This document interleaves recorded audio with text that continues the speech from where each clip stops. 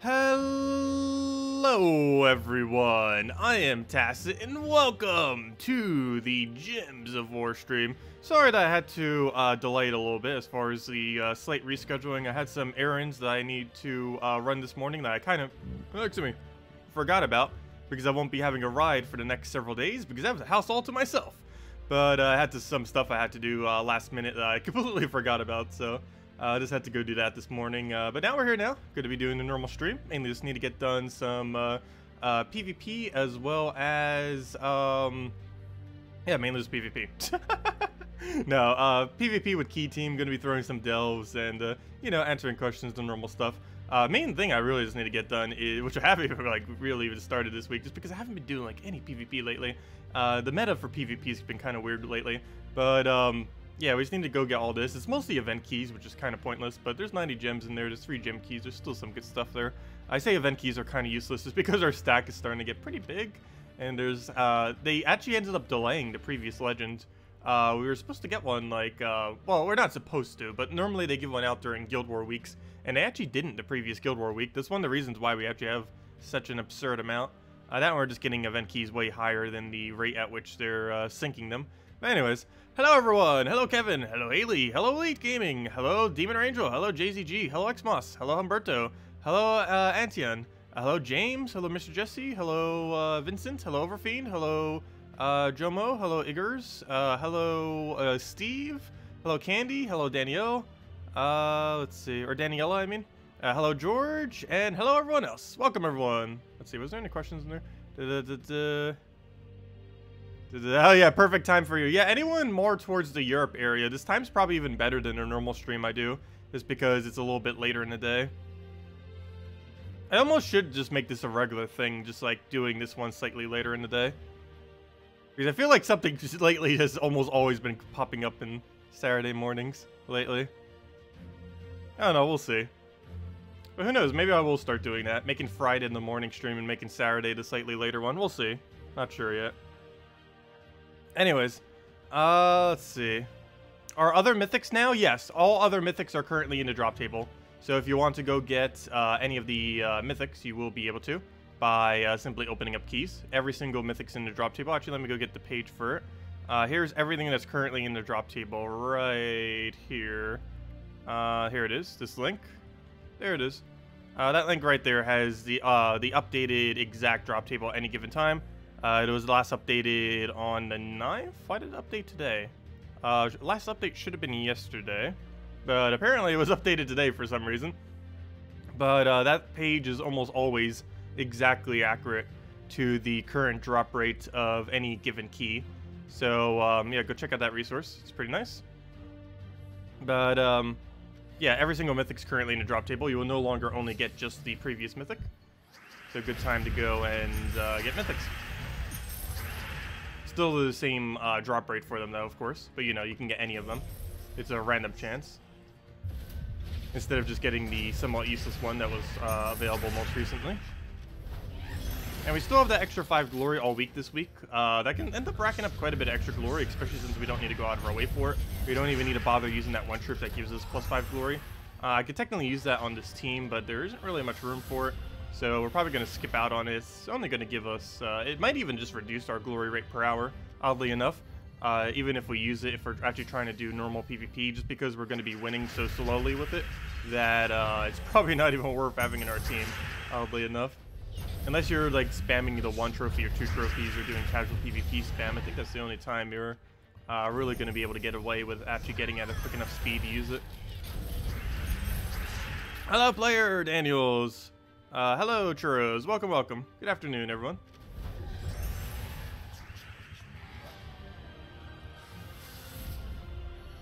Is it something new with mythics in the drop table? No, it's still the same that it's always been.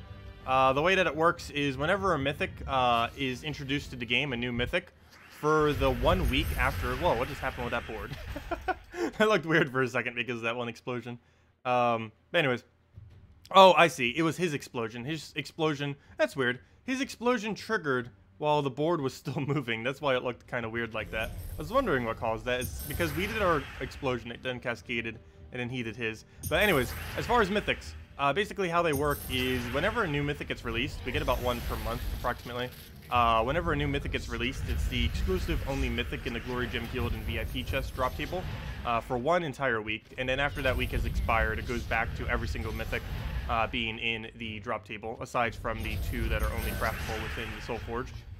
But it always goes through that cycle every single month, where 3 weeks it's every single possible Mythic, and for 1 of those weeks it's just whatever the new Mythic is. And it just keeps repeating that cycle every single time. Next Mythic is until midway through March. Why did I forget that all of a sudden? But midway through March, that's sad. Let's see. Do you have a list somewhere of the delve teams I use? I do not actually keep a list. I've done a video on it in the past, but I haven't done one since the last 3 factions, I believe. I think I did it at 4 or 5 total factions. But a lot of them use pretty similar teams. If you need a specific team for one, just let me know. But I don't think I have a complete list anywhere. I probably should go make one. And not just of like the high level ones, because most of them that I do have are ones to get through. But I should probably make ones for like the low level quick teams as well. Because even I end up forgetting them sometimes when I end up just doing them on the given Tuesday events. It doesn't really matter too much to have a quick team for. It's only going to save like maybe 10-15 minutes. But hey, 10 to 15 minutes is 10 to 15 minutes saved.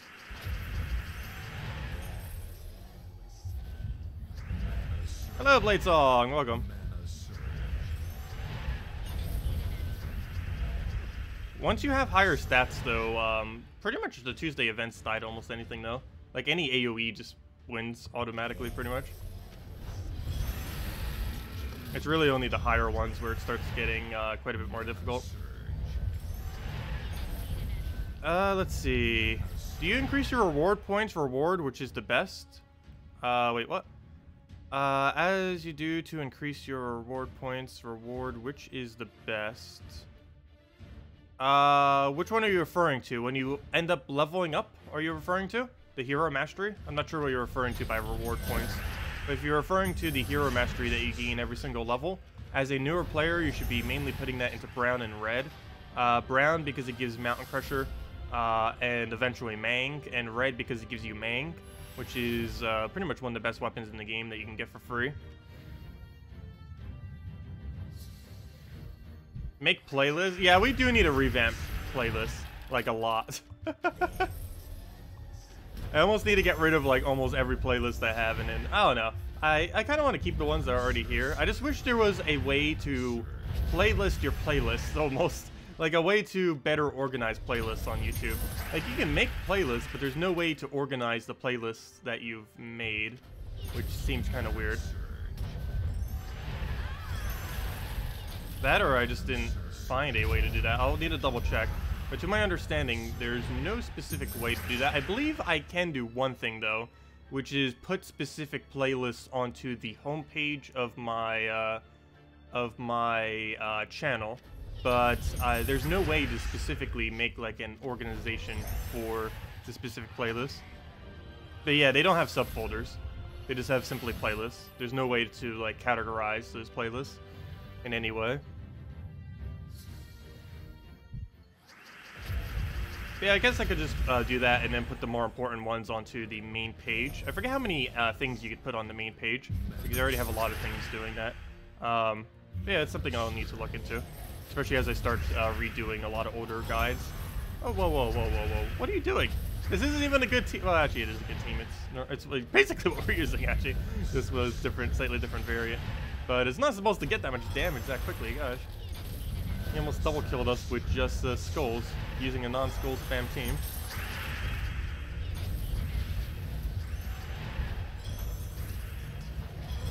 Oh, you got Warden to 97, nice. Yeah, I'm currently doing Necromancer, as you can see. I believe the title even says that. But, oh, why did I do that instead of XD? But, yeah, I'm trying to get this upgraded. We still have a ways to go. We're only at level 43, but, yeah, no, we'll get there. There's really no point in getting Necromancer up but I have a feeling I won't be soul farming. I was gonna save it for when I eventually go do soul farming with like a fair Shra team or something. But not only does that ever so slightly slow down the team in case the battle goes longer than 4 turns, but I don't know, when am I ever gonna be soul farming? So I figured we might as well just try leveling it already.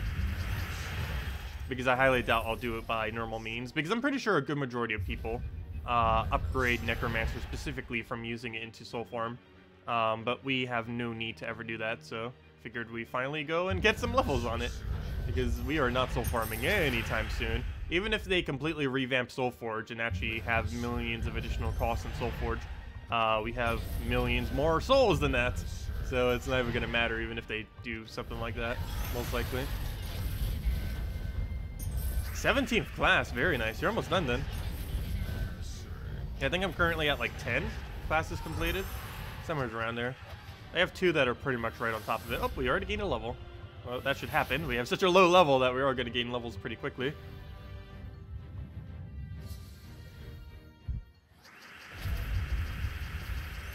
Let's see. What was your question about Iron Gut? Sorry, James. I didn't actually see your question.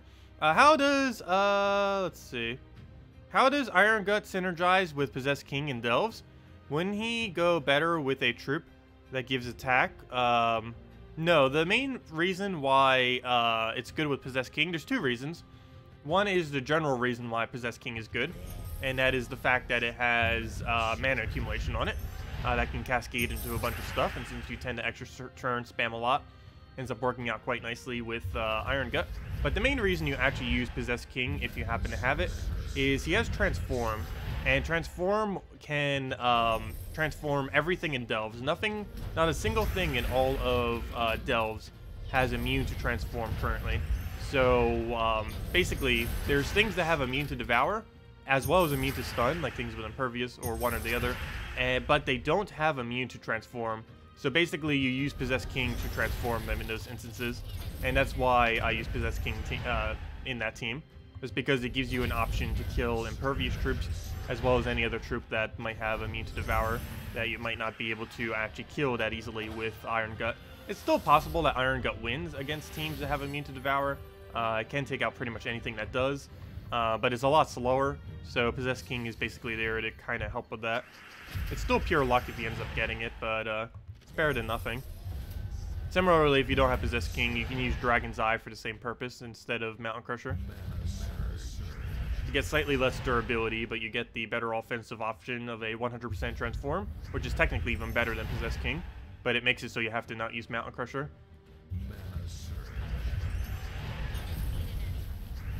Do you have any tutorial video about choosing troops, classes, and building teams? Haven't done a recent strategy video, I don't believe.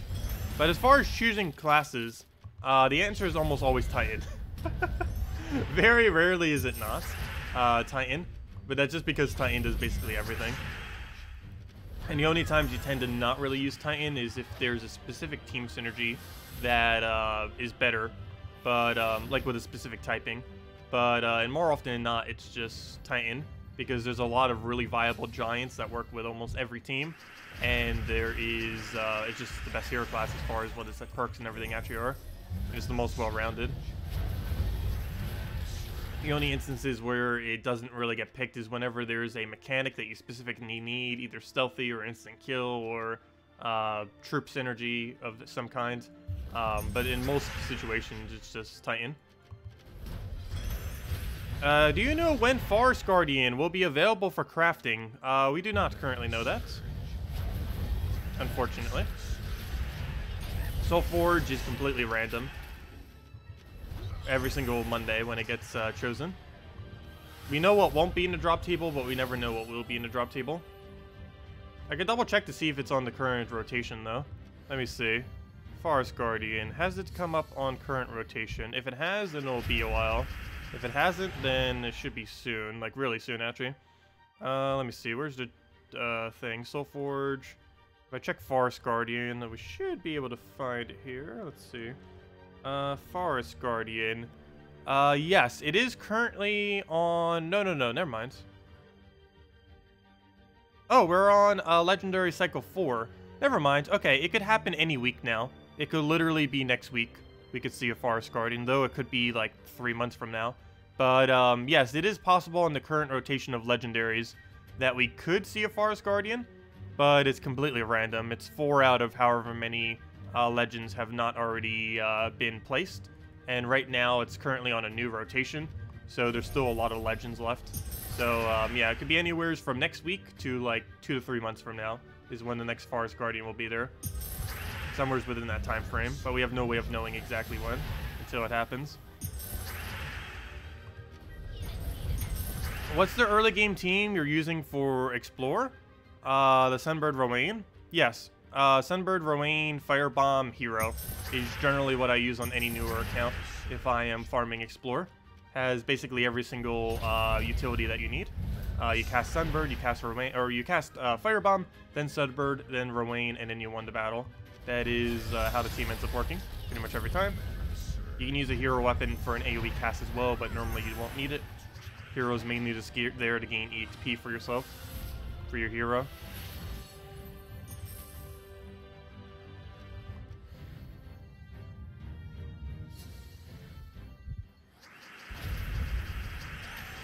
If you don't need one, it's 1 week. If you do need one, it's 40 weeks. There are that many legends that it almost takes that long. There's like, what? Almost 100 legends in the game or somewhere around there. And given that we only get 4 per week, that's a really long rotation cycle. I really wish they would have done like 8 or something with it. I still don't understand why they only do 4 legends each week. Like 4 mythics, that somewhat makes sense because of how many mythics there are in the game. But there's like 3, 4, almost 5 times as many legends in the game. Well, maybe not that many, but like 3 to 4 times as many legends in the game as there are mythics. Yet they still roll it on the exact same rotation, which doesn't make any sense. They both only have 4. And it's something they haven't even addressed either. Kind of thought they would initially, but then they never got around to it. It's kind of weird. Because we've only ever seen every legend cycle by 3 times so far. Yeah, we've seen every mythic do it about 9 times now.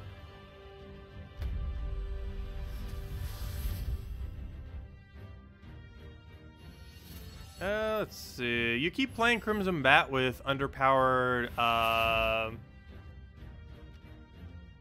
trying to think of what DK is standing for there. I don't think it's Death Knight.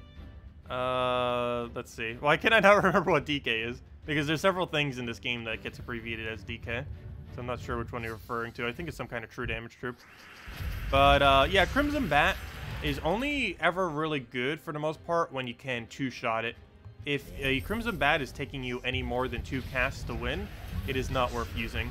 It's one of the reasons why way back, like about 2 years ago, 3 years ago, you've probably seen me using a lot of Crimson Bat. But these days you almost never see me using it. That's because the current state of the game doesn't really work that well with them. It's still an amazing troop and probably will be good in the future. But as far as early game teams with them, if you're trying to make them work and you don't have too much to work with, try going with something along the lines of, let's see, Hero, Soothsayer, Herdmaster, followed by Crimson Bat. And basically, you just cycle mana over and over again and just keep spamming Crimson Bat until they die. And just roll that way with it. It's okay. But the biggest issue with Crimson Bat always is if you do not get a win within 2 shots, or at most 3 shots of casting him, he is way too slow to be using. Regardless of what point in the game you're at.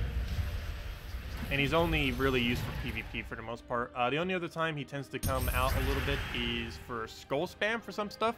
Like he's really good in Skull Spam against Divines. As well as just if you have a true damage to synergize with it in general. But yeah, Crimson Bat is one of those troops that could potentially be insanely good into the future, like he has been in the past, but is currently pretty bad, unfortunately. If Divines ever make a comeback, he'll probably see a lot of play again. But then again, even when Divines were big, it was kind of janky kind of using him against Divines. It's because they have Skull Spam too, because they're using Divinish Follow now.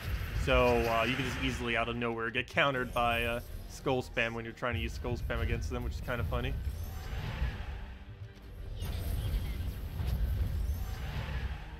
Oh, you are referring to Death Knight. Okay, that's what I thought. I was going to say, because what else is abbreviated as DK? Well, there's not too many good true damage weapons in early game to try to synergize with the Crimson Bat. So that could be one of the other problems. Let's see. You got Forest Guardian. Is it that good? You're quite new to the game. Forest Guardian can be okay. You're probably better off using the Crimson Bat, though.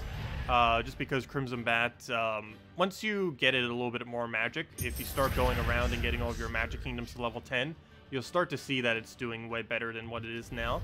Because he is extremely magic dependent. One of the most magic dependent troops in the game, among one of them. So definitely really important to have a lot of magic on him. But as far as Forest Guardian, not as good as Crimson Bat, but it does get used the further you go and progress through the game. It's mainly used in 3x, 4x Beast teams. Probably the most useful thing that it's used for, though I don't know if you're a high enough level yet to really get value out of it, is, you're probably not yet, but using it with Sunbird, Forest Guardian, Firebomb, and Hero Weapon in Explore is one of the quickest Explore teams in the game. But you need to have a slightly higher amount of stats before you could really use that. Other than that, running 3x or 4x Beast teams, once you have Forest Guardian fully traded, tend to be okay. If you need stuff that's not traded, if you ever get Divine Ishbala, Forest Guardian into Divine Ishbala is actually a pretty decent combo. Especially if you just get a Divine Ishbala particularly traded, because that would actually give both of them their EXP since they both count as Divines. So you wouldn't even need to necessarily go out of your way to get Forest Guardian. But no, I would definitely say Crimson Bat's better than Forest Guardian though. Forest Guardian, there's just not too many really high impact teams that it gets used for. There's a lot of utility that you can get out of it, just because half mana start for anything is always pretty decent, regardless of the troop. But there's just not really any huge high impacting Beast teams. But plenty of early game stuff that use Beast, so you can even just build a Black Beast team out of it or something. Black Beast team with Archer or Thief end up working out pretty good.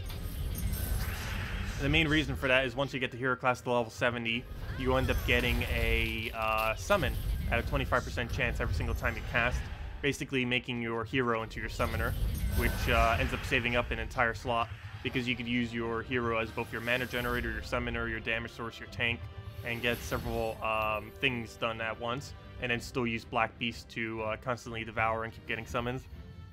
How long have I been playing Gems of War? I've been playing since the game launched, so yes, I do know a decent amount about the game. We have, I think, a little over 8,000 hours now, though if you count throughout all of my accounts and all of my downtime, it's easily over 10,000 hours. But, yeah, we have a lot of time. Not the best at the game, but we definitely have plenty of time to know a thing or two, that's for sure. Hey, if you have any questions, feel free to ask. You can answer literally anything, that's why we do these streams. And just to have some fun. But yeah, I've pretty much been here since day one. I started like a few days after it launched on Steam. It was technically available a few weeks prior on mobile, and a few weeks prior to that only in Australia.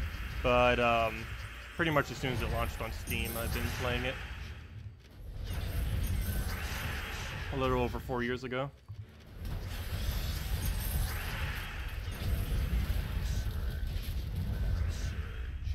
But yeah, now that I think about it, when are they going to make their next game? I didn't even realize it has been that big of a gap. They've been focusing so much on Gems of War lately that, yeah, it's kind of weird that they haven't done another game. But they have done one other game, but it did kind of flop. They tried doing like some kind of other mobile game, but it didn't really take off. But I mean like Match 3 related. They haven't done a single Match 3 game since Gems of War, which is kind of interesting because they have things like puzzle quests, which they haven't really been expanding on and stuff like that. Which I really want them to. I never played any of the puzzle quests when they actually released, but I have played most of the puzzle quests, and I really want them to already make Puzzle Quest 3 already. Pretty sure that's not on the table, but I don't know, who knows. I'm hoping that under the scenes they're just being really secretive about it and actually are working on it. Well, we'll know in time.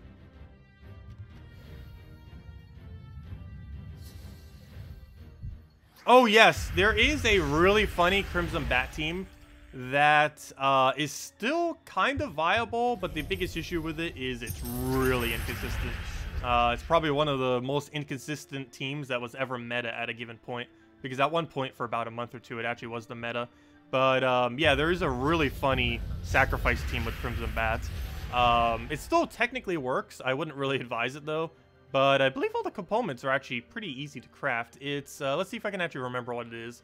It is Crimson Bats, Elspeth, Sacrifice, and any purple troop, which these days would... Oh, no, not any purple troop, duh. It's hero as Death Knight with any purple weapon. So the team, again, is Crimson Bats, Elspeth fully traded, is required, she's fully traded. Sacrifice doesn't need to be traded, though it does help in the case of Sacrifice. And then a... I already forgot his name again. Death Knight, fully traded, all the way in last slot. And basically what you do is you immediately use the empowered Elspeth to hit your Death Knight. This then places Death Mark onto all of your enemies. The ability is then boost ratioed based on your Death Marks, the amount of magic that you gain whenever you cast Sacrifice. You then cast Sacrifice twice, casting it on either blue or red. And then after you have done that, you then cast your Crimson Bat, and you just one-shot the entire enemy team because of how much magic you end up gaining. That team is only viable if you can get a one-shot with it, which is why in the current state of the game, it's pretty iffy. Also, it's very easy to lose because your Crimson Bat is not only in first slot, but if he dies, you just automatically lose the battle because your entire team is invested into basically making Crimson Bat into a one-shot wonder troop. But yeah, at one point, that was the best team in the game. That was a while ago, like a year and a half, 2 years. It's still technically viable, but it's way too inconsistent. Even back then, it was still pretty inconsistent. But definitely these days, it would be way too much. Especially if any enemy revives, it just auto-loses as well. Or at least maybe not auto-lose, but it makes it so much more difficult if even one thing revives on the opposing team. Do you have a suggestion for a Fangmore team for the Delve? To get deeper, or are you talking about pure faction? Pure faction changes depending on if you're doing the earlier faction or the later faction. That's because bleed becomes less effective the further you go. But if you're doing low-level pure delve, like level 100, 150, 200, stuff like that, you would use something along the lines of 2 of the tank, 1 of the green-blue mana generator that creates reds, and then the asp all the way in last slot. Alternatively, you could just run 1 of the tank and run 2 asps with the mana generator and work with that. But if you're doing trying to attempt 500 pure faction, you're going to need to use 2 of the tank, the 50% score reduction guy, followed by the mana generator, and then followed by the skull spam troop.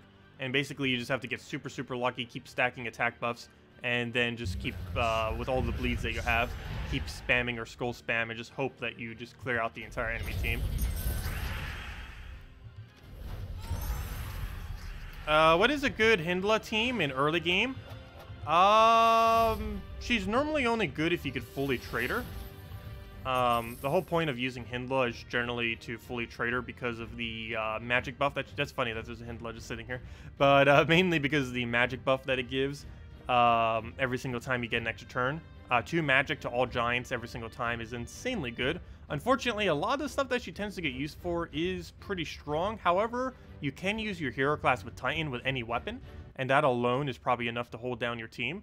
So if you had to do it with just cheaper options, your team would probably be some kind of mana generator up front.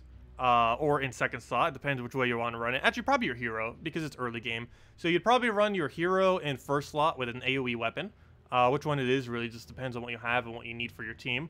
Your second slot would be a mana generator. Whatever the generator is, you would want to make sure that it covers the rest of your colors. It would most likely be an exploder, so something like a Herdmaster, a Ragnagord, pretty much anything that can explode a bunch of stuff, Leprechaun, any of those kind of things. Your third slot would then be the Fire Giant guy, the one that is brown and yellow that does double if they're burning. There's not going to be any burnings, but he still ends up creating a bunch of reds for your weapon whenever he ends up getting the kill, and will keep getting a lot of magic off your giant, and then just Hyndla all the way in the back. But basically, you just want to have anything that can help you extra turn spam, keep utilizing the extra magic that you gain off of that, and just go from there. If you're just using her simply for her ability and you don't currently have her traits yet, you probably don't need to do a pure giant team. You can simply just use her behind an exploder with one other damage source and just cast her on second slot, then cast her on third, just to make sure that you keeping the entire enemy team frozen, and go from there. If you do end up using her like that, you probably want to make sure your hero's not in first slot and use something not necessarily like super weak at first, but something that you can just summon into pretty easily, just because she will be summoning a lot. Because in early game you might die a little bit more often, so having her summoned can be pretty convenient for not dying. Also, while we're here, I might as well do this battle. It's pure blue. Bunch of event gems. That is one of the things we're doing right now. What's my favorite hero class? Well, the best hero class is Titan. My favorite would probably have to be, though, probably Dragon Guard. It's either Dragon Guard or Thief or... yeah, probably those two. Probably more so Thief, if anything. It's kind of hard to tell, really. Because none of them really have much of a... like, they don't have troop art or anything really technically associated with them. Because at least that way with troops, we could kind of, like, judge it based on that. But if you're judging just purely based on performance, it's Titan. And he's completely unmatched. Can you farm class XP in Bounty Hunter if the class is a low level? Or do you need a minimum level of talents to ensure Bounty Hunter wins? Can you farm class XP in Bounty Hunter if the class is a low level? Not sure what you mean by that. But yes, you do gain 2 class XP per win that you do with your hero within Bounty Hunter. That is correct. So if you were to use a hero on your team, you would gain 2 XP per win. I'm not sure exactly what you mean by the rest of your question, though. But yes, using your hero in Bounty Hunter gives 2 XP. We actually did that yesterday. We were using Trickster Shots in our Bounty Hunter team after we got through the first 12 battles. And we were then gaining 2 XP per battle after that. So every single battle we were doing was 2 class XP towards our class. And oddly enough, we actually finished level 100 False Mage at the exact same time as finishing the event. I still need to do a little bit more Bounty Hunter. I'll probably do that either tonight or tomorrow night. I only need to do it for leaderboard. We already finished all the rewards. Excuse me. Hello, William. Welcome.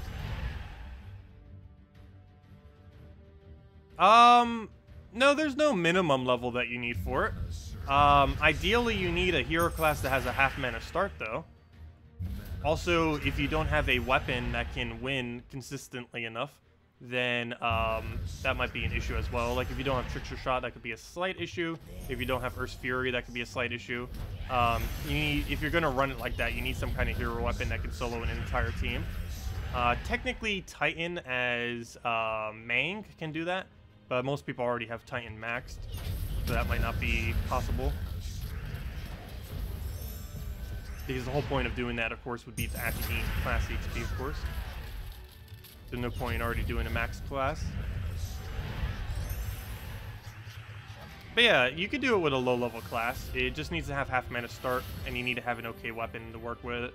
Some kind of weapon that can solo an entire team. What's a good team to use for Hyndla Frostcrown? Did I just go over that? Do you mean early game or late game? If you mean late game, I was going over early game earlier, but if you need a late game option, you normally run it with Yarrow Fire Mantle, Fire Giant, Hero using Dawnbringer or Black Manacles, as Titan class, obviously, because the whole entire team is Giants, and Hyndla in the last slot. It's also what I set as one of my defend teams for Guild Wars, and it works pretty good. It's technically possible for PvP too. It's a little bit slower, but it's pretty safe. It actually has the highest base HP, or it has the highest starting HP of any team in the entire game, using the team I just mentioned.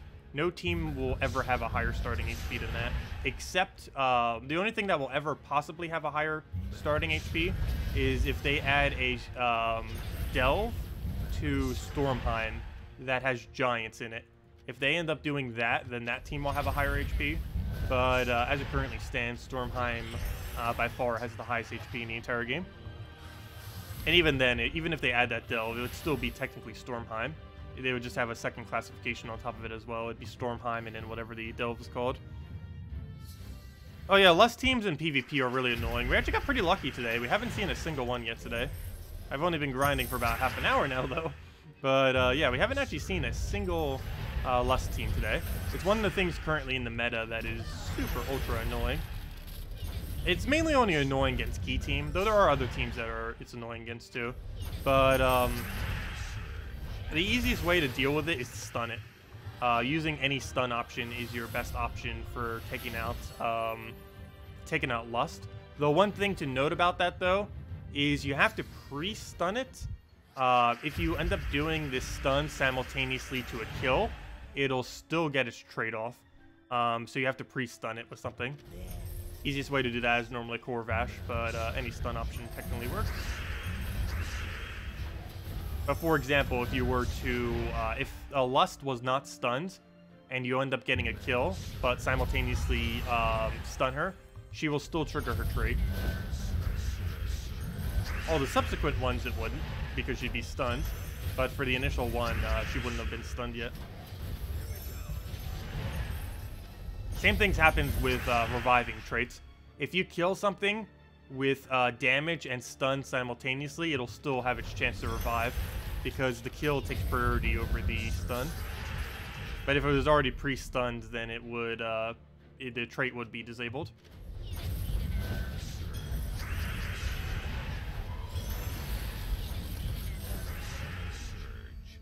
Let's see. Hello, William. How can you watch Salty streams? She only streams on Twitch. Twitch.tv/infinity+2, with infinity+2 spelled out as TWO in infinity+2. Oops, did the stream just go down? Come back, stream! Come back! Come back? What's it doing? Still have connection. Why is it not? There we go. Whoa, connection just dived. Let's see, stream is back. But yeah, to answer your question, if the stream is back, let's see, is it all the way back yet? Why is stream lagging? Okay, are we back? Yeah, we appear to be back. I'm like waving to myself.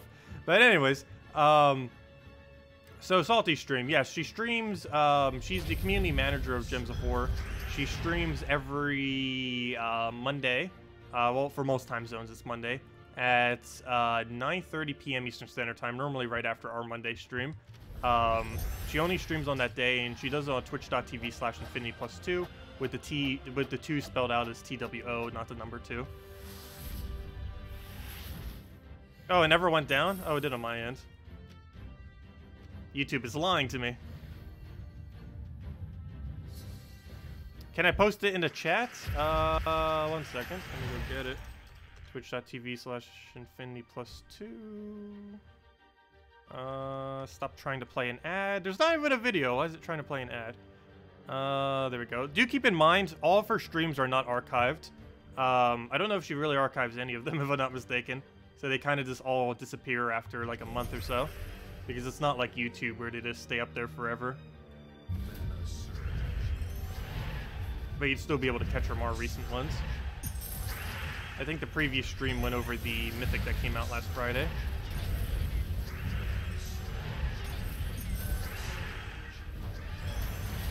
Oh, sorry, did I miss your question, Mars? My bad.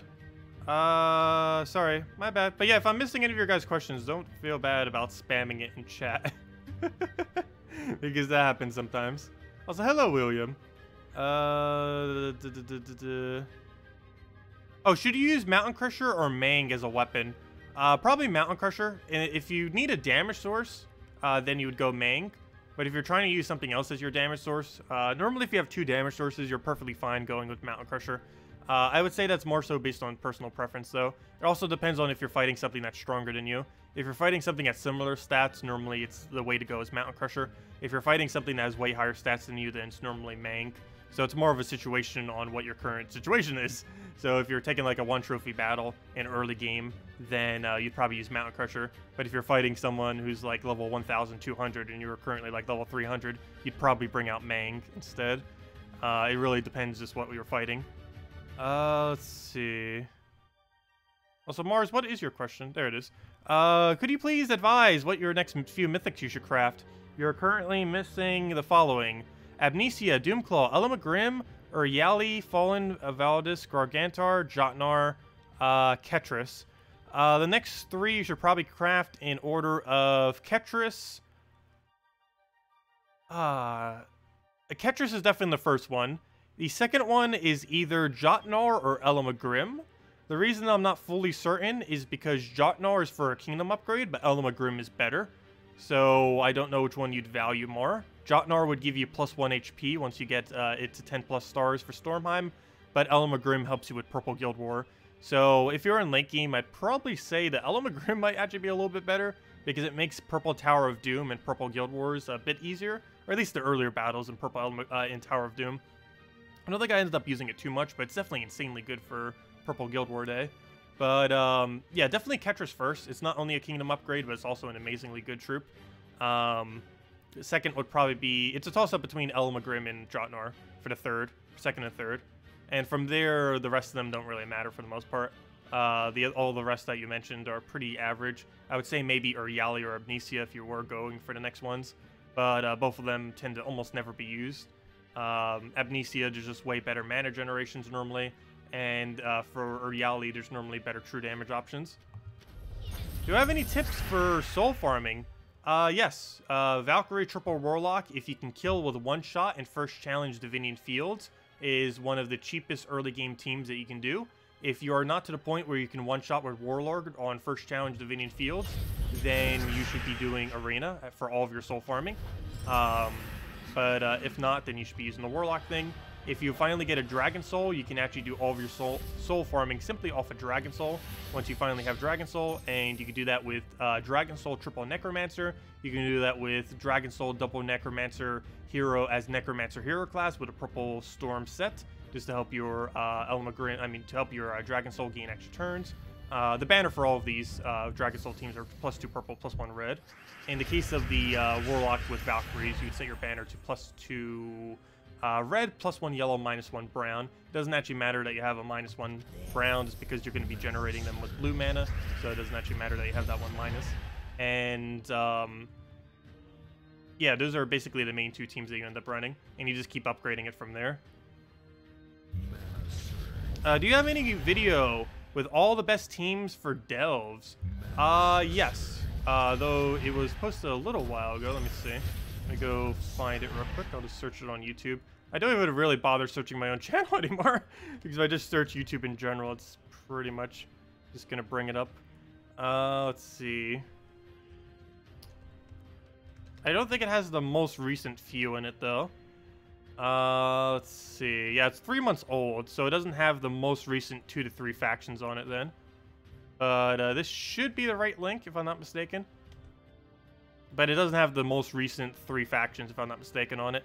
But there's the video going over teams. It goes over strategy, I believe, as well, so you could use that for the other 3. Or just simply ask if you still don't know anything for them.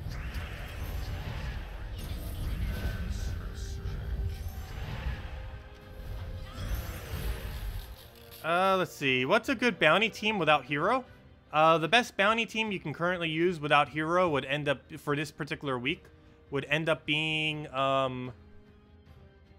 the bounty captain of the week, which is that plains jumper, the mermaid, followed by feral hounds, followed by Yagwe.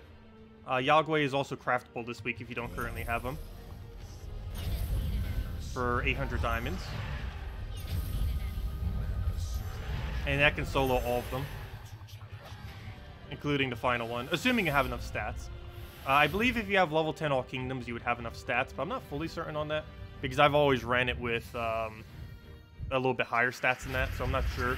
But I'm pretty sure level 10 All Kingdoms is enough stats. I don't think you actually need 5 stars on everything as well. It would help, but I don't think it's needed, particularly this week. It's actually a pretty easy week. There's nothing too intimidating in the battles this time around. We did lose one Valraven, but that just happened due to him one-turning us. That was going to happen regardless of the team we used. We even had Freeze, and he still managed to get by. Because if we didn't have Freeze, we actually would have lost one turn earlier, the Valraven. But we got to survive for 1 turn, but then I had no way to kill the Valraven on turn 1. So, or turn 2, I should say. So it kind of escaped. But other than that, it's really easy. It's just a bunch of beasts.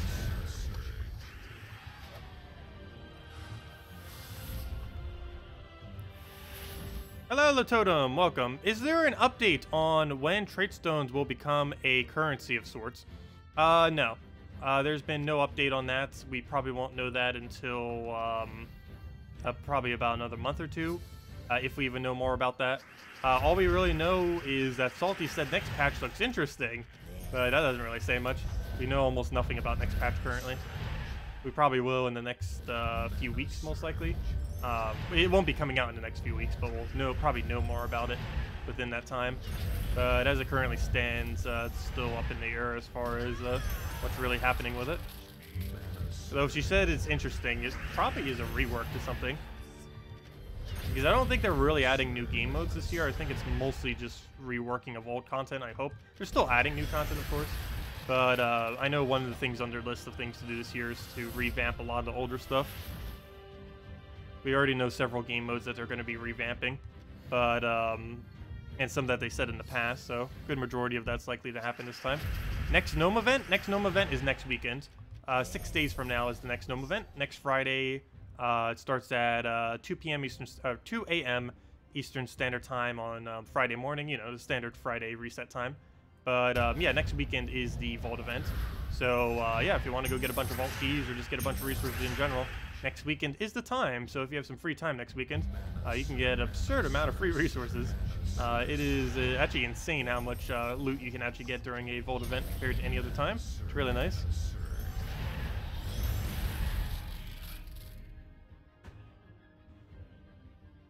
Anything decent coming out with the event keys next week? Yes, I believe it was. I forget what it is off the top of my head. Let me go double check it real quick. But last I recall, what's coming in next week is decent. Let's see. Troops. Okay, let me actually go over those 2 real quick. Might as well. Let's go bring out a tab. I'll go make it its own little tab. Minimize that. Oh no, why did I minimize that? Now I can't see chat. Fail. That was a fail. Okay, wait. Put that there. Yeah, let me go over the 2 troops real quick. Might as well. These are the 2 troops coming out on Monday. Let's see. Oh, why am I zooming in on this page? This is not the page I need zoomed in. What pages I need zoomed in are these 2 pages. There we go. Okay, let me go make this bigger so it doesn't take up... Oh no, I didn't mean it. Nah, that's not what I meant to make bigger.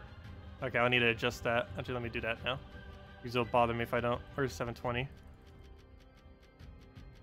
Where's the 720 resolution? There we are.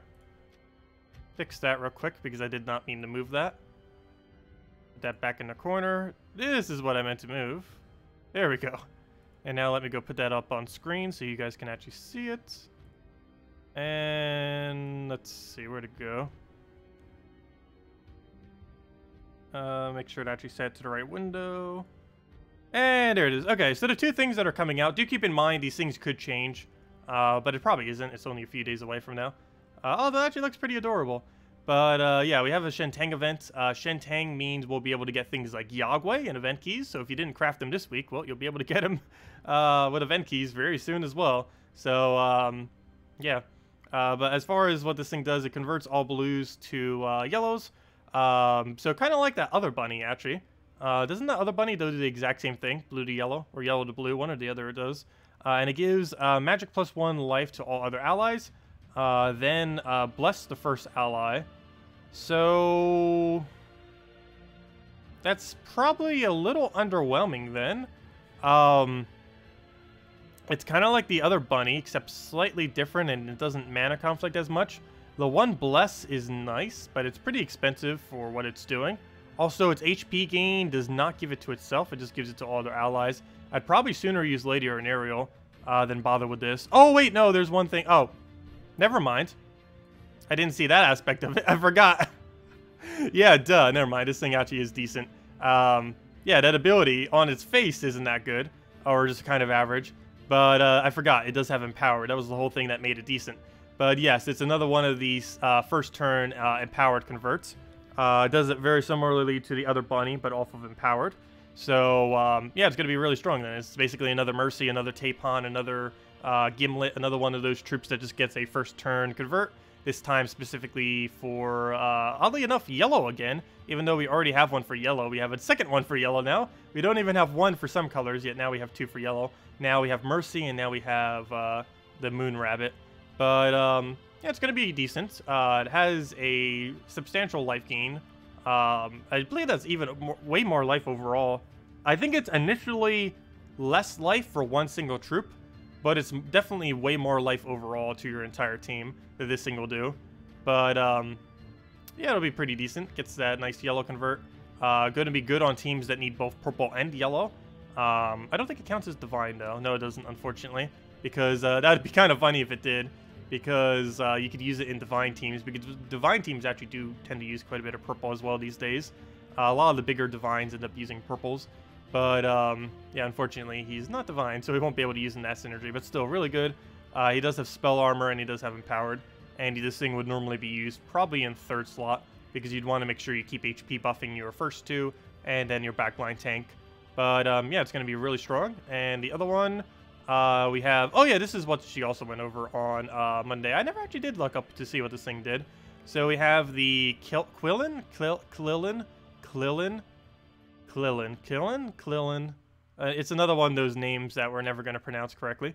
But it's a Divine Beast. Kind of looks like a dragon, though apparently not a dragon. But Divine Beast, legendary. This will be in the event key drop table next week. It converts purple to reds and brown gems to skulls, so basically yet another one of the double converts, and then bless 2 random allies. Wait, isn't that exactly what Divine Ishbala does now, except different coloration? I'm pretty sure that is exactly what Divine Ishbala is these days, except just under different colors.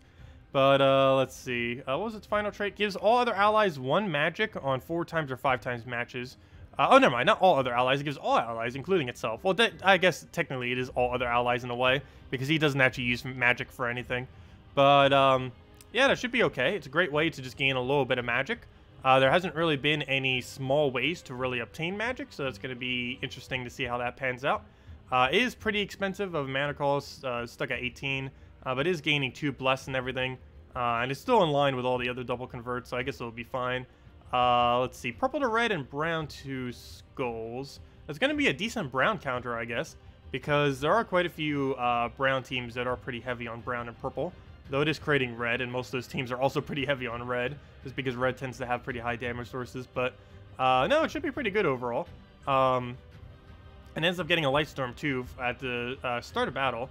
So that would... Oh wait, that's actually is unique, isn't it? Nothing has gotten that yet. Hero has it, but this I believe is the first troop to have it at the start of battle.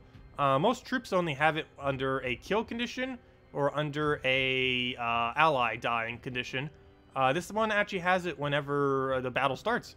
So it's going to be interesting because you can kind of use this as a substitute of hero for those kind of things, particularly if your team actually did need a lot of yellow. And given that he does use yellow, it's going to be nice. Unfortunately, the weird synergy with that though is, or the lack of synergy, is none of his convert is actually related to yellow. Even though he uses yellow, he doesn't actually convert anything with it. But I don't know, we'll see how exactly it pans out. Oddly enough, I think it might be used with Divine Ishbala. That coloration actually does seem like it might work with Divine Ishbala. We'll have to see. Because Divine Ishbala would also give it mana start. It would start it with 40%. It is a Divine. So you might be able to run that double combo with it and see how that goes. But yeah, it seems like both the two troops are going to be pretty decent. Oops, that's not what I want to get rid of. Where's the tab? There we go. But yeah, definitely looks like it could potentially be pretty good. Both of them have a lot of potential.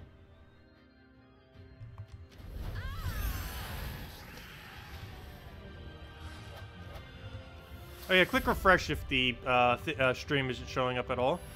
That will normally fix it.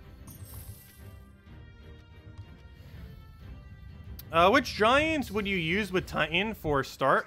You don't have any legendaries. With 0 legendary, Cyclops tend to be pretty good. Any of the trolls that double the mana tend to be pretty good if you have any of them. And that's mainly it. Fire Giant, but he is normally dependent on either magic buffs or something being burned on the enemy team. But yeah, Cyclops tends to be one of the better early game giants as far as giants are concerned. That and hero. Hero can be used with anything and just set it as Titan, and you'd be able to get it to work as a giant. And then you could use any weapon with it.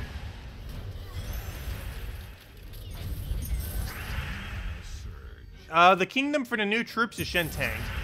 They're all going to be from Shentang.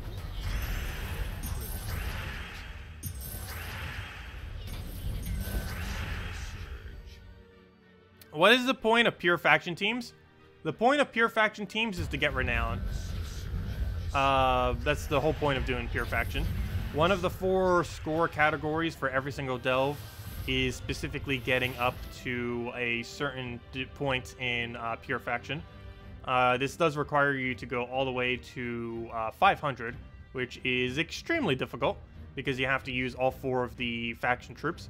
But the whole point of it is just to gain a little bit more renown, which gives you things like more ingots per day, more gold per day, and the most important one being more stats eventually, overall, like extra HP, armor, attack eventually, and eventually magic as well. If it would ever backtrack, we can go show that real quick. But yeah, it basically just gives you more renown, which gives you a bunch more rewards here and there. But if we go into our... oops, that's not where I want to go. If we go into the underworld real quick, if we go into something like this, you can see our best delve so far for pure faction is currently at 150. So we end up getting 150 extra renown for this faction. It would only be at 2,000 otherwise. And this gives us a few more rewards on this. Not really much. There's a little bit more on the pet. But the main thing it's used for is for the total rewards, which ends up giving more gold per day, which is pretty trivial. More ingots per day, which is pretty trivial. The whole reason why people tend to do these is to try to get the extra stat bonuses. It is currently actually possible to get that armor. I just haven't bothered yet because we're currently camping Warrens. But it's basically just to get a bunch of the rewards that are up under the upcoming reward category. But yeah, it just counts for 500 of the 2,500 points that every faction has, which can cap out all the way at that point when you end up doing pure faction with it, once you do it at 500. But yeah, it's just to get all these smaller rewards. I do advise doing it at minimum, do it at level 100 for every single faction. Ideally 150, and if you can handle it, possibly doing it at 200 as well.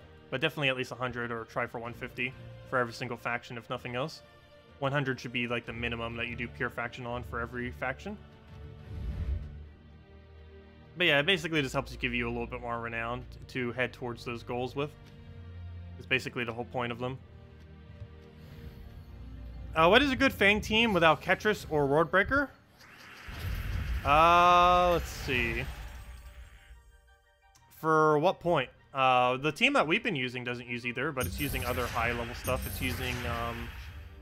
using Mountain Crusher, Apothecary, High King Iron Gut, and Possessed King is what we're currently using. The only troop that's actually required is the Iron Gut part, if you happen to have it.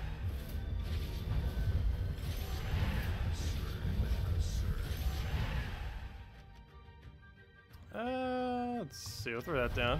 Get a double kill. Now we just need the last little bit of mana for him. Take that down.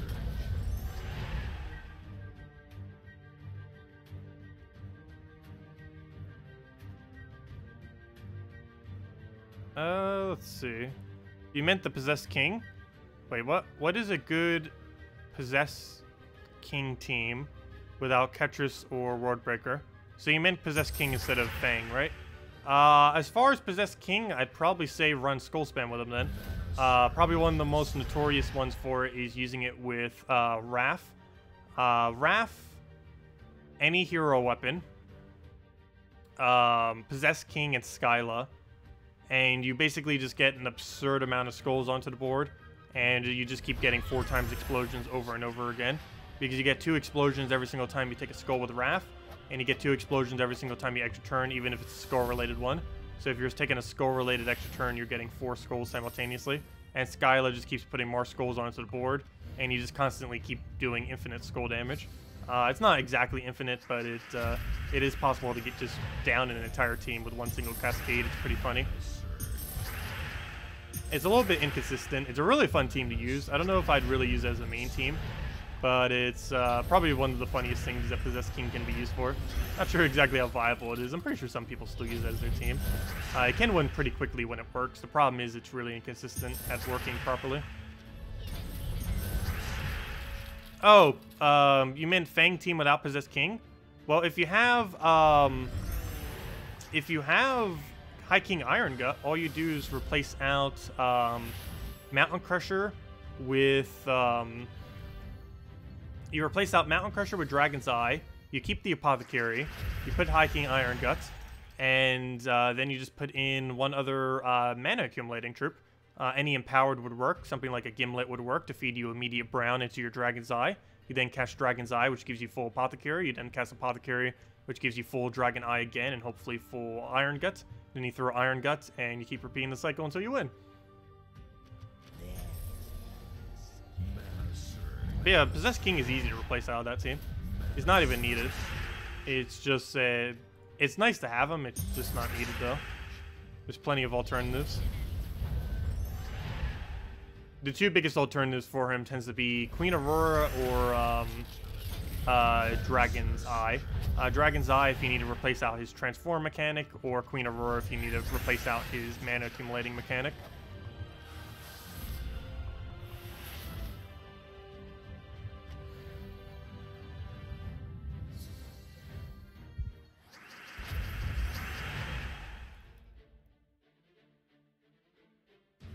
Doesn't Yasmin make Skullstorm? No, Yasmin doesn't.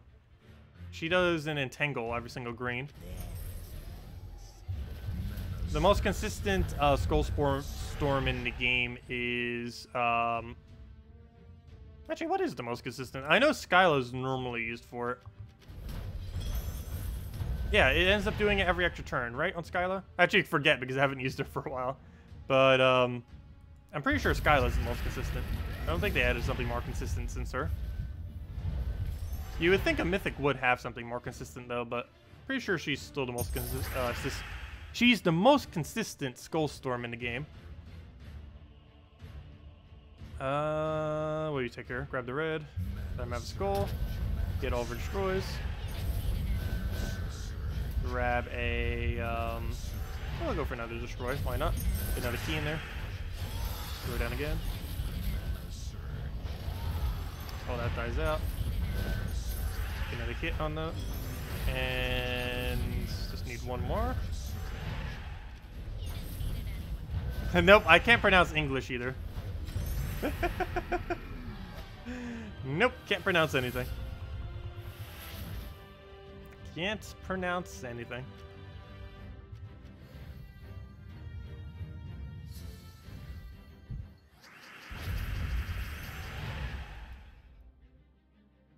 Let's see. For Tribute, is checking every hour 3 times the same as checking once in 3 hours? No. For Tribute, you have to actually check it every single hour for you to get the full amount of reward. Your gold still keeps accumulating every single hour.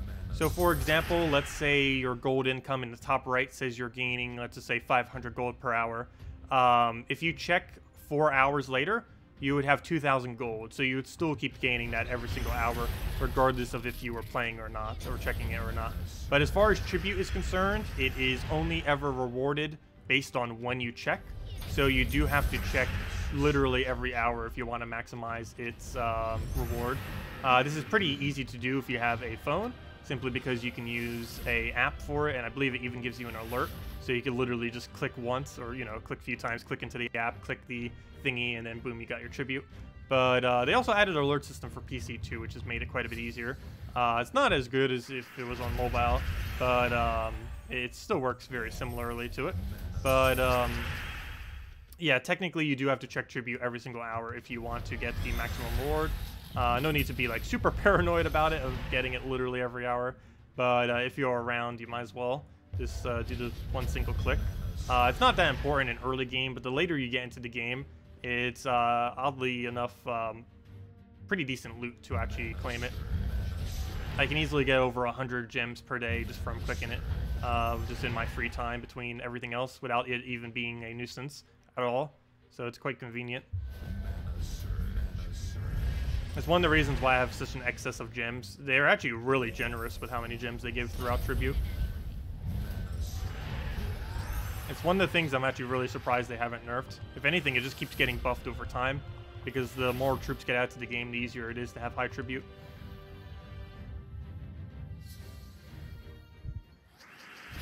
They actually did mention that. The lead developer of Gems of War, during a couple months ago, during one of the Q&As, did mention that some of the names for some of the troops, they almost named just to see how badly I would mispronounce them. Like, that's not the only reason why they did it, but they were thinking of it when they were making some of the names. But yes, they actually did admit that they somewhat do that. Not deliberately, but like occasionally, it's just, they do. Just to see how badly I'll mess it up. Salty messes some of them up too, though. I'm not the only one. She messed up the most recent one, the one coming out on Monday.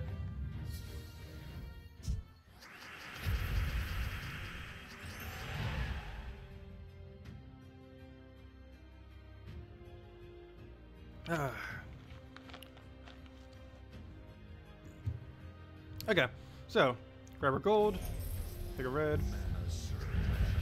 grab her green.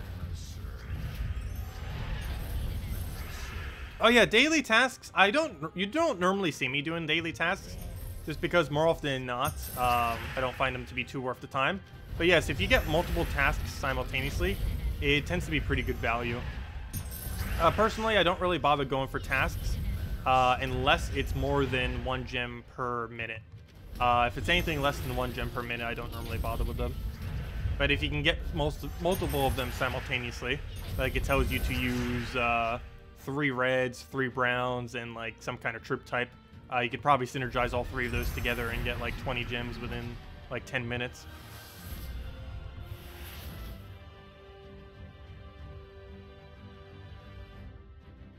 They have a drinking game with mispronouncing. That would not be a good thing to have a drinking game towards. That definitely would not.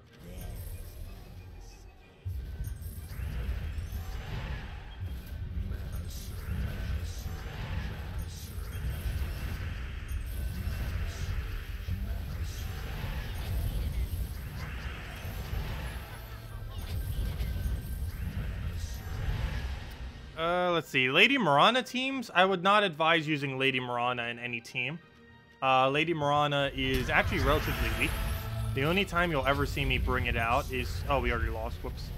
The annoying Lust teams. What even? Anyways, but yeah, I would not ever bother using Lady Morana. She's actually a pretty bad troop, oddly enough. Even though she's used for the easiest to complete delve in the entire game, her outside of that delve is pretty bad. The instant kill chance that it has isn't the greatest. It's only anywhere from 10% to about approximately 34% chance, approximately, somewhere in that ballpark. Depends on how much boost ratio you have. But, I don't know, there's just so many better options out there for instant killing. You're better off just using something that has a better devour rate. Even something like a gluttony spam would be better than her. There just isn't really much of a point in using Lady Morana, unfortunately. Her only purpose is really to win pure faction for Crypt, and that is it. In every other context, she's very underwhelming.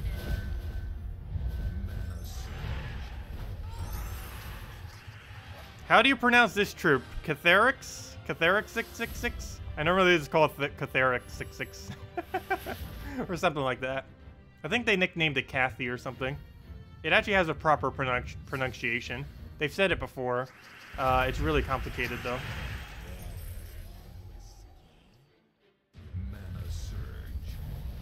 But yes, that's one of those names that's just absurdly, ridiculously impossible to pronounce. Let's see.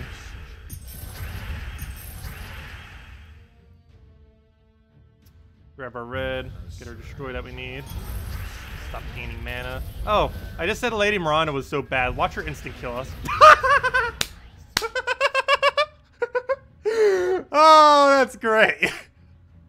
I deserved that. Oh, that's great. Oh, that's too perfect. That did not happen. Oh, that did. Oh, the karma. Oh, that happened. What even? Oh gosh. Anyways, Lady Morana, new meta. No, but she is still pretty bad. But that happened. That is pretty funny. But no, normally she's too bad because she's inconsistent. But she can, of course, get lucky and get an instant kill. That still happens.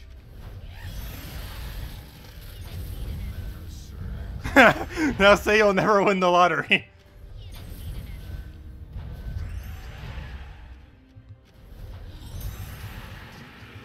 Oh, that's great. Well, we're not tapping that this stream. Actually, let's give out a redeem code while we're at it. But, yeah, there's no way we're topping that this stream. That's great. Let's see. Let's get another code. Copy. Save that. Put that right there. Refresh. Put it right over there. Where'd it go? Oops, let me click refresh again. I think I just ruined the URL. There we go. Fixed it. Paste. Copy. And there it goes. Go. There's the redeem code. Use it on gemsofwar.com underneath the game code section. Your invite code is found underneath your settings menu.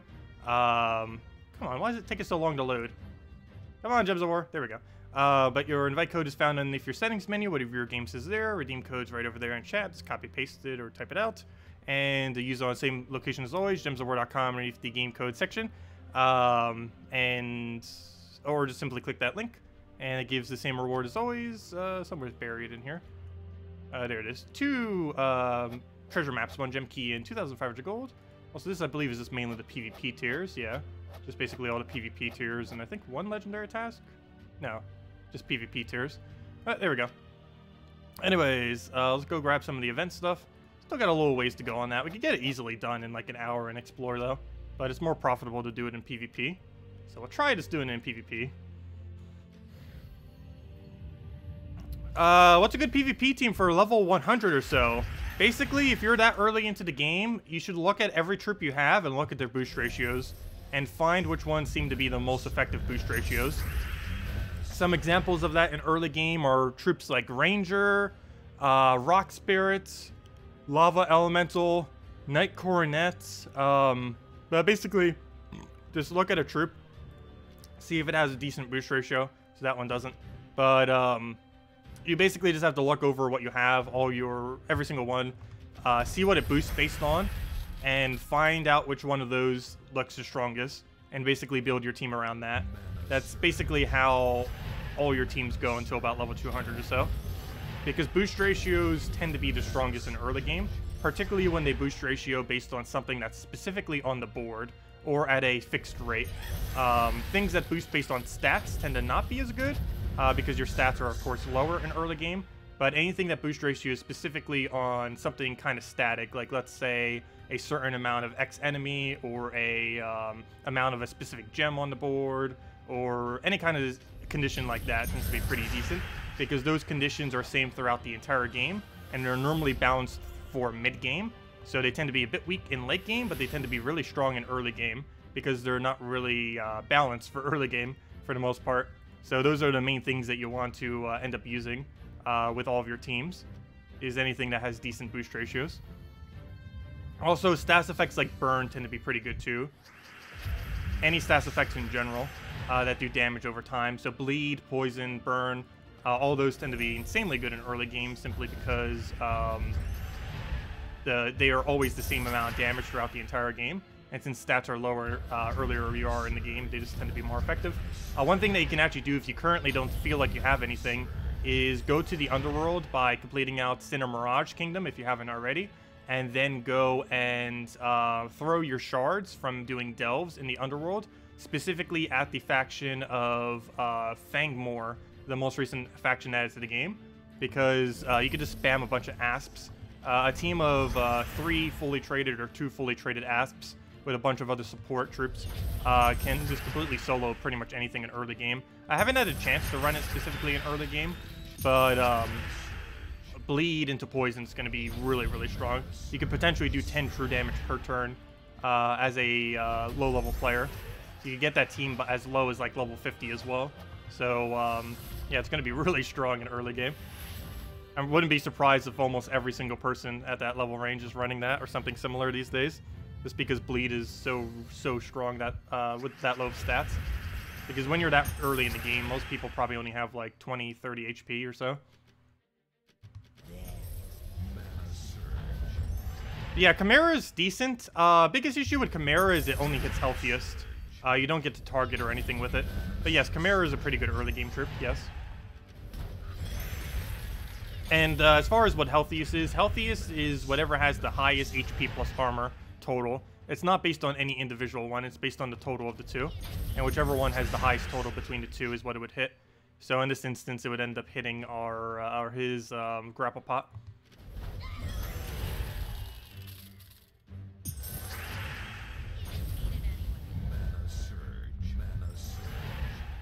Yeah, Fire Lizard and those other looping ones in early game can be decent. Things like Rock Worm, Fire Lizard, Ice Lizard, stuff like that can be okay in early game.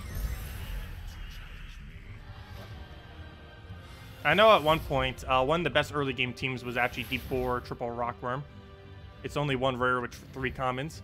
It still technically works, but there is better stuff these days to be using. It still technically gets the job done though.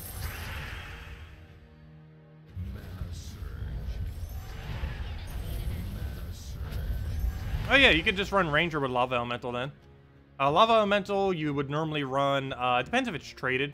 Normally it's first slot, but in early game you tend to use your hero in first slot a lot. Just because your hero more often has the highest stats of anything that you own. Not only into late game, but also in early game. It just naturally has higher stats than anything you'd really have. So it's generally good for a frontline tank.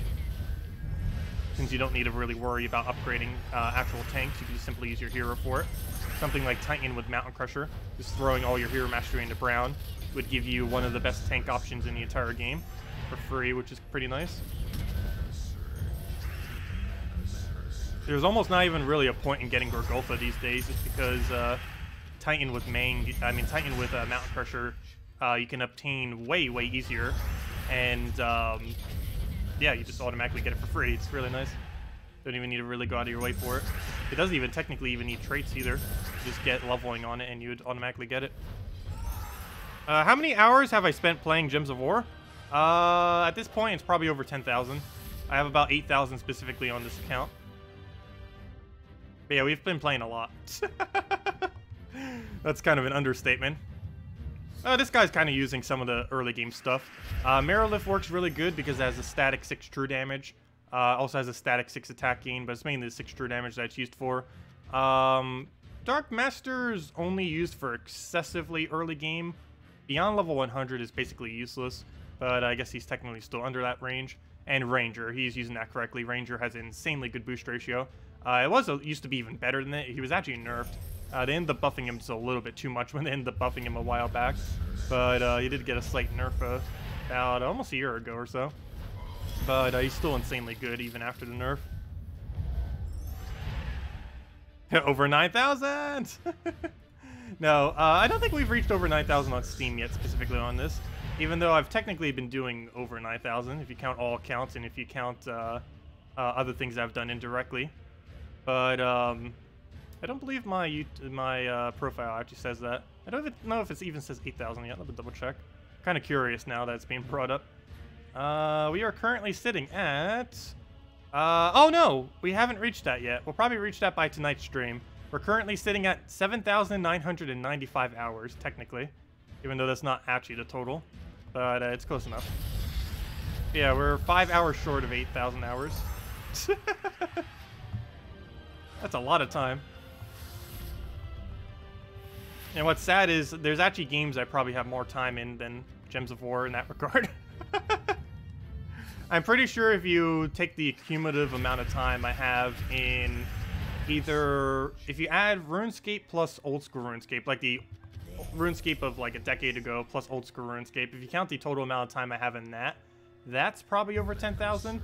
And if you count the amount of total time I have in Dota/Dota 2, that's probably over 10,000. But I don't think anything else is over 10,000. I think those are the only three. The entirety of everything RuneScape related, the entirety of everything Dota related, and this game.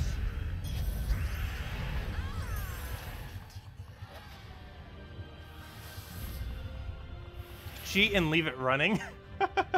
I guess that could work too. I don't normally leave it running though. Especially now that we have the alert system. There's no need to.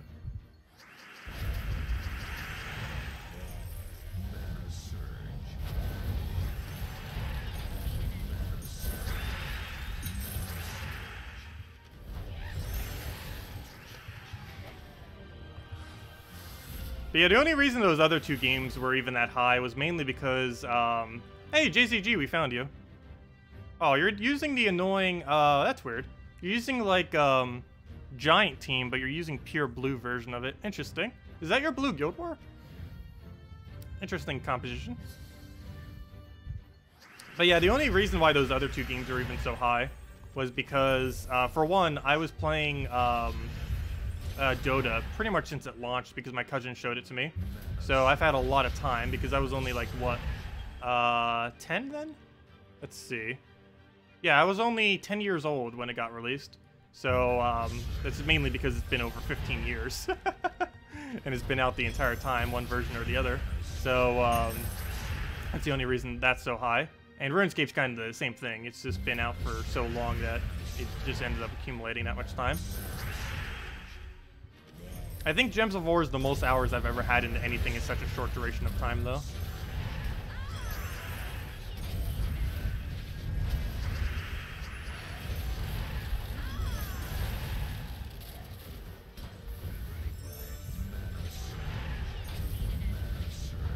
Oh, okay, we'll get a resummon for a key edit. Never mind, I don't even need it. Dead.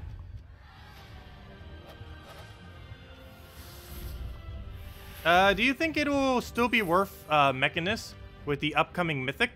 Yeah, of course. Anything that ever comes in that's going to be a decent mech is going to be used with Mechanist to some degree. Similar to how Titan gets used. Even if you're only using it for one troll or something, you tend to use Titan just to get that half-mana start on it. Most notoriously, using Titan with Forest Troll tends to be one of the more common ones to use. But there's still other options as well. But yeah, same thing is going to happen with mech. Even if you're only using it specifically for the one Mythic, it's probably still worth it just to give two troops half-mana start. That's a really good trait. Anything that ever has half-mana start to everything will potentially at some point in the future be an insanely good troop. It's only a matter of time before they add good troops to the typing. Of course, there's still plenty of typings that don't really have too many good ones, like mech being one of them, obviously. But as more troops get introduced to the game, they will become more and more viable as time progresses. Mechanist is actually one of those weird ones in that he was meta in the past, but then got out of being meta, and could potentially go back again. I don't know if it's going to be anytime soon, though. Like, next Mythic is definitely not going to instantly make it really good again. It's going to be start getting used a lot more, so if you don't already have Mechanist upgraded, maybe consider starting doing that, just because he will be usable again pretty soon. But I don't think he's going to be, like, the new best thing to use or anything like that. But yeah, if you haven't upgraded it yet, definitely at least go throw some upgrades down. Because, yeah, next Mythic will be using them. The new Mech Mythic. I believe that's the next Mythic. It's not next, it's the one after next. Also, did he really get a Devour? This guy has like 0 stats and he could almost win if he keeps getting lucky with Kraken.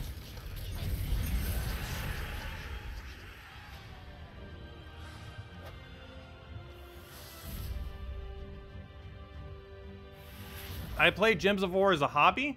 Yes and no. It started as a hobby, that's for sure.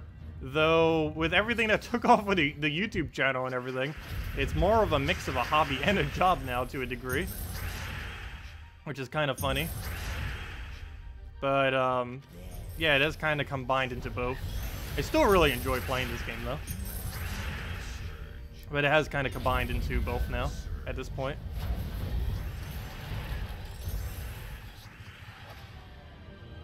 Hey, another level. We've gained about 3 or 4 levels now so far on it. It's not a huge amount, but any progress towards it is nice. Towards a hero class. It's not going to level itself. It's going to be nice when we're finally done with all of them, but even then, we still have another new one every single month that we have to do. To always keep us busy, even if we do finally finish it. Oh, I hate these bandits so much. Too bad the event this week isn't the kill purples. Oh no, we could actually lose. That Death Mark decides to troll us. Also, why does Necromancer... I was about to say, why does Necromancer not have immune to Death Mark? You would think that Necromancer would have the undead trait that has immune to it, but apparently not. You just got a vault key in a vault. First time it happens for you. Yeah, I've never actually seen it before, but yeah, it is possible. It is possible to find a vault key in a vault. I still have not seen it myself either, but it is technically still possible. And supposedly there's a slightly higher chance that can occur during a vault event as well. Though I think it has very, very little impact, because even though I've opened almost every key I've ever opened during a vault event, I have still seen 0 vault keys from vaults. But it is technically still possible. The key got you 250 gems. Very nice. That is actually the highest amount of gems you can get from a vault key. They ended up adding it when they ended up buffing the vault key drop table. But yeah, I believe it's the 3rd or 4th best drop you can get. And it's the highest amount of pure gems you could ever get in any instance in the entire game. So it's pretty nice. It's very unlikely though. But luckily you got one. I think we've gotten it twice so far since they added it. They added it about like 6 or 7 months ago or so.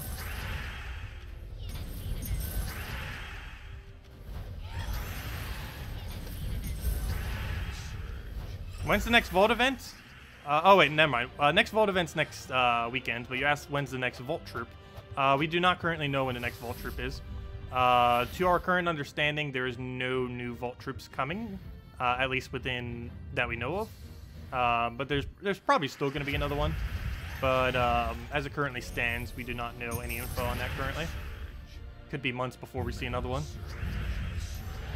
Or who knows, it could be next patch. We don't really know until it happens. But from spoilers currently, it doesn't seem like there's another gnome coming yet. At least not anytime soon.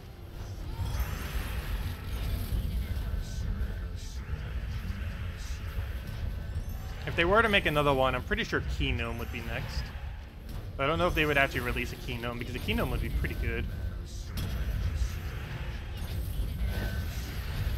No more Vault troops. I know, to a degree, they're almost horrible. Because the whole system with Vault keys is a little bit weird. I still don't understand why all the commons are underneath the Cedric. It would make so much more sense if the troops themselves drop from the actual troops. So a treasure gnome drops treasure gnome, a pet gnome drops pet gnome, and stuff like that. Kind of like how Cedric drops Cedric. Doesn't make much sense why Cedric drops all of the other ones.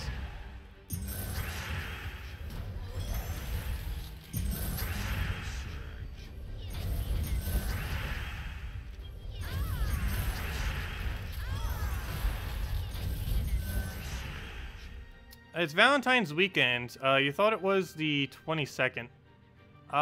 Wait, is this Valentine's weekend? Oh yeah, I guess it technically is. Because isn't Valentine's on the 13th of... Oh yeah, it is. Huh, it is technically Valentine's weekend. Forgot about that. I thought Valentine's Day was falling somewhere else, but yeah. It's falling like right in the middle of next week. But, yeah, what was the rest of your comment on that? No, I'm pretty sure it's the 14th. But yeah, I guess this technically is Valentine's weekend. I'm not doing anything special for it, though. Though then again, I do have the whole house to myself. Wink, wink. No, just kidding. But, I don't have anything planned. Let's see. Let's take Scolder. Dead.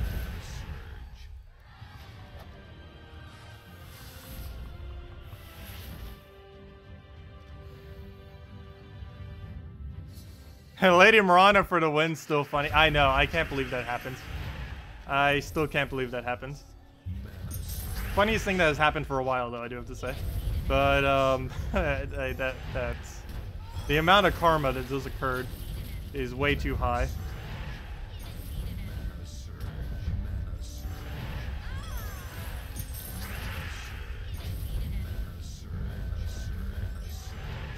Wink, wink, spank, spank.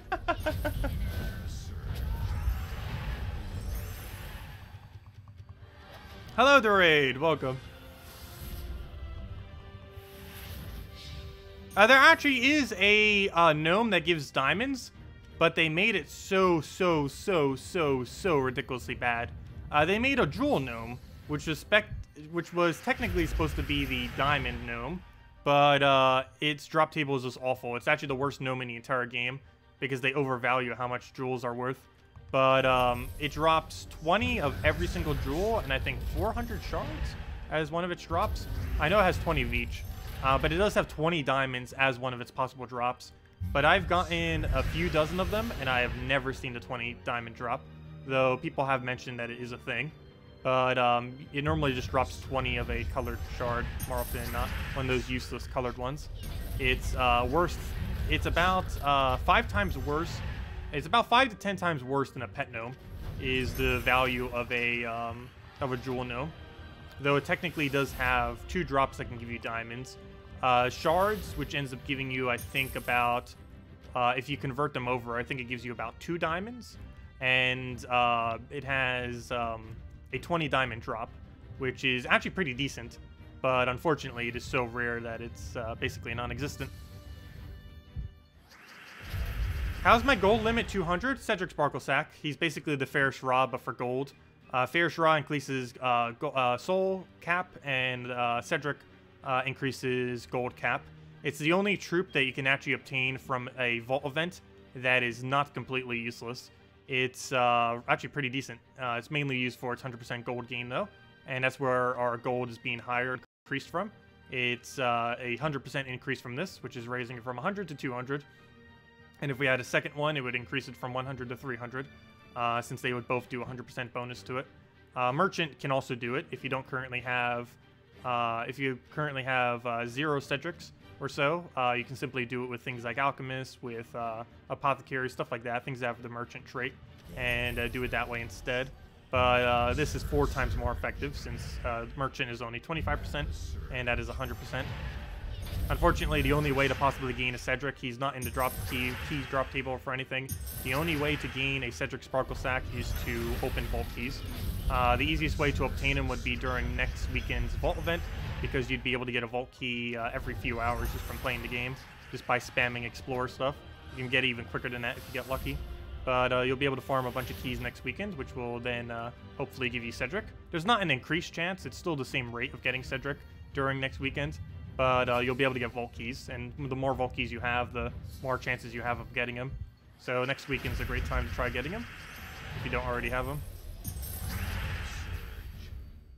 Yeah, Moneylender's really nice. Alchemist plus Moneylender, still one of the best loops in the game for mana accumulation. There's still plenty of teams that can run with it.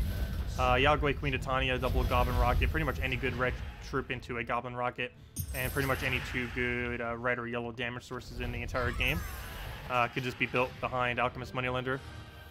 How to use Mongo? You don't. The way you use Mongo is don't use him. He's a really bad, underwhelming troop. Among one of the worst in the game. Well, maybe not absolute worst, but he's pretty far down there. As far as what he does, I did do a video on it. If you just search for Mongo on my YouTube channel, it should bring up the video going over it. But I don't know what he does off the top of my head. He does 6 different things randomly, 1 of 6 different things. He doesn't say a single one of them on his card, but it is consistent what those 6 things are. And I do have a video going over it, but he's a completely irrelevant troop, so it doesn't really matter.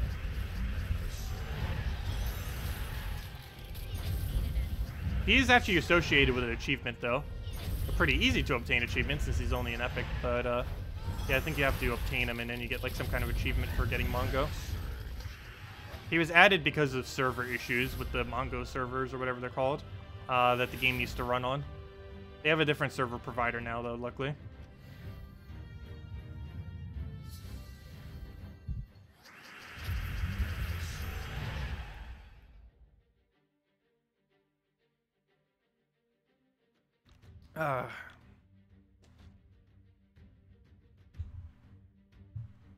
Okay, grab our gold. What else? What else? Grab our reds there. I'll take some purple. Need to get the mana so we can actually get rolling. Let's see, we'll take that. Should be everything we need. Start spamming this. Fortunately, I didn't cascade the mana, but we just get our max gold.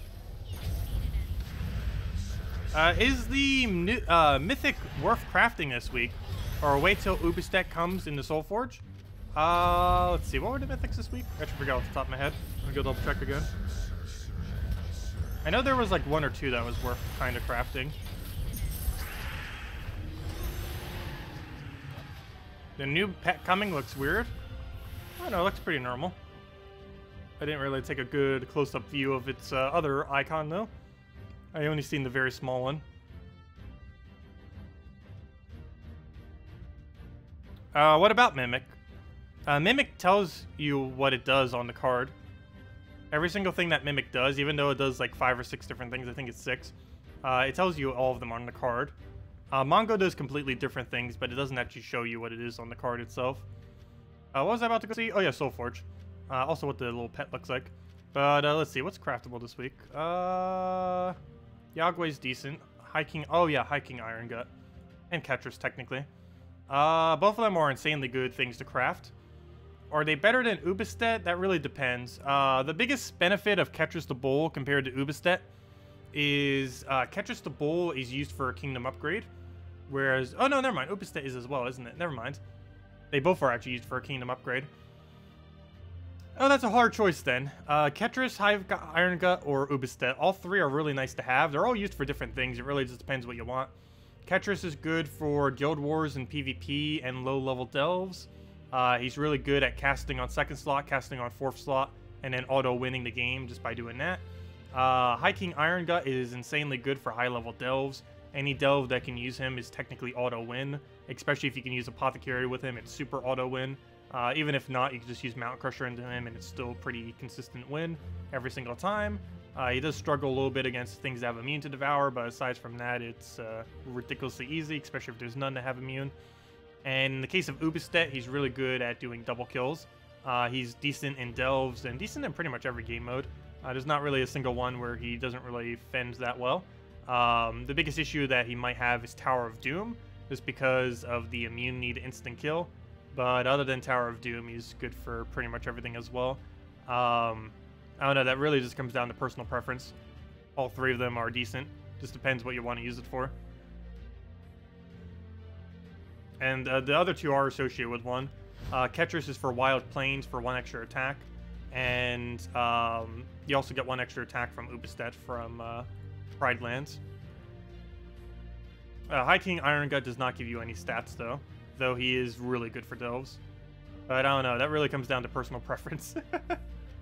They're all very similar, just used for slightly different things, and it really just depends which ones you specifically want to use yourself.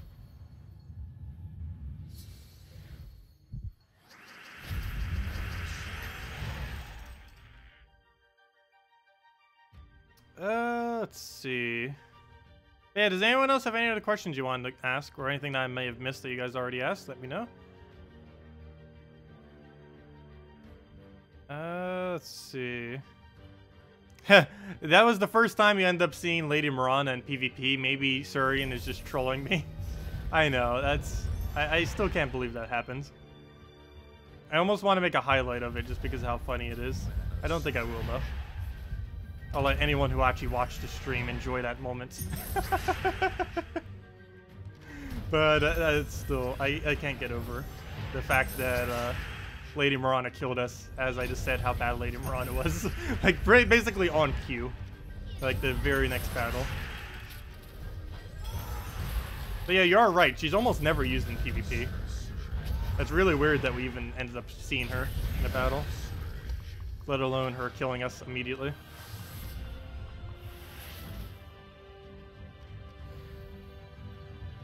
You're still grinning. I know, same.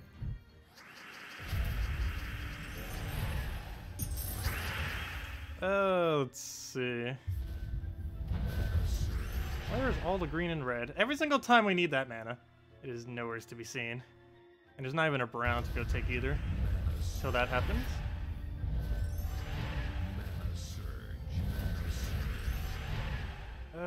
What to take, what to take. Grab the yellow for now.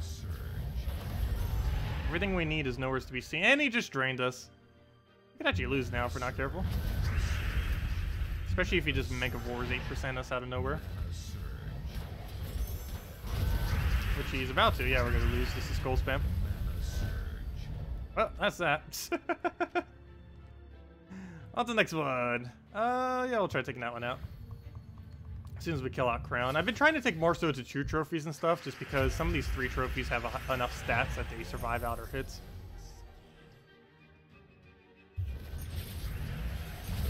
Ooh. I could actually stop that. Should have taken those reds there. I was thinking about it, but then I forgot he was even using tape on. Let's go get this destroy down. Do it again. And we should be good even though he's lost a troop. Need to do that one more time and we win. 1 mana short. And there's no extra turn for it, but all we have to do is cast and dead. Why am I getting Exerator, or however you say that name, in enemy teams all the time since you got him from Delve? I don't know. Could just be a coincidence. Could just be that a couple people around your level range happen to be doing him right now. I'm not sure. Could be a lot of people just randomly went for the achievement out of nowhere all of a sudden.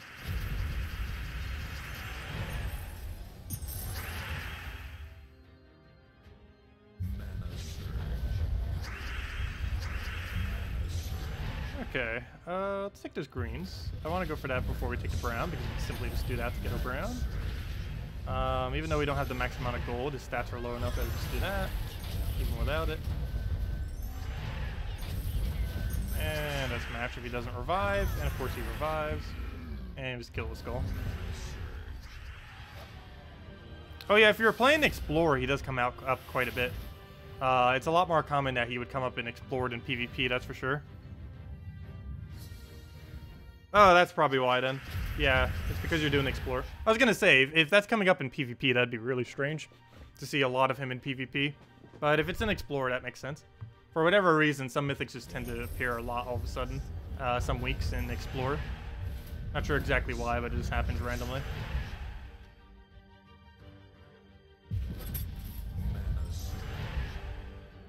Let's see. Haven't tried playing games on... Oh yeah, I always... Well, it's not necessarily like a maximum laziness in that. It's more so just trying to use your time more efficiently as minimalistically as possible. But, yeah. I haven't actually tried doing that yet. I have been on the treadmill. I haven't actually tried using the thing on it yet. But, yeah, I will be.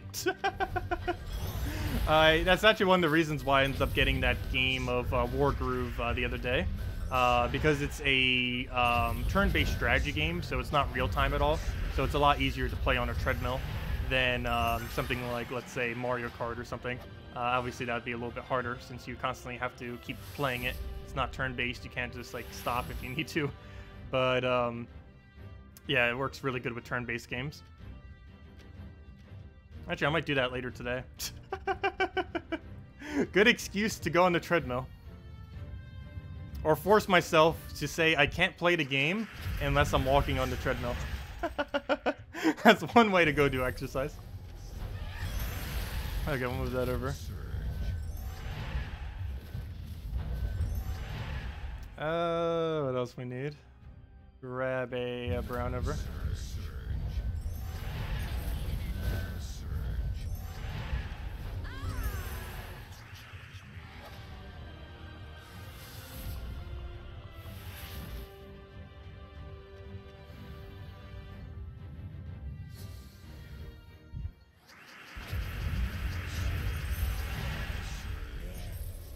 Okay, take our greens. Yeah, it's really annoying when Mythics appear a lot in Explorer, just because they do have higher stats, so they tend to live out when using quick teams, which is annoying because it ends up wasting a few seconds every battle, possibly more depending on what the team is. Oh no, we're up against a Lust. It's only one Lust, but even with just one Lust, it still has that annoying mechanic going towards it. at least relative to Ki. There's plenty of teams that can counter it. The easiest one being just stun it. But if you're not specifically running stun, it can get really annoying. Hopefully Hero kills out that so we can just win off of Ki. Because we could just solo it with just Ki if that was all we had left. Problem is that thing might kill it by hitting it back. Or that could happen. Or that. That can happen too.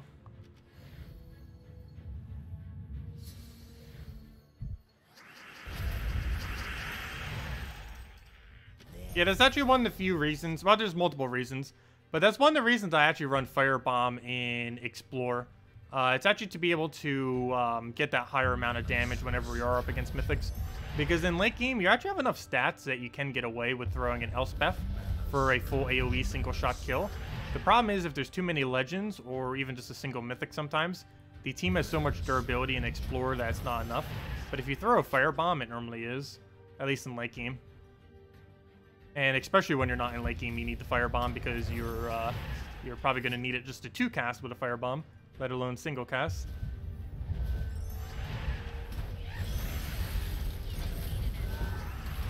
Okay, that should be enough to double kill.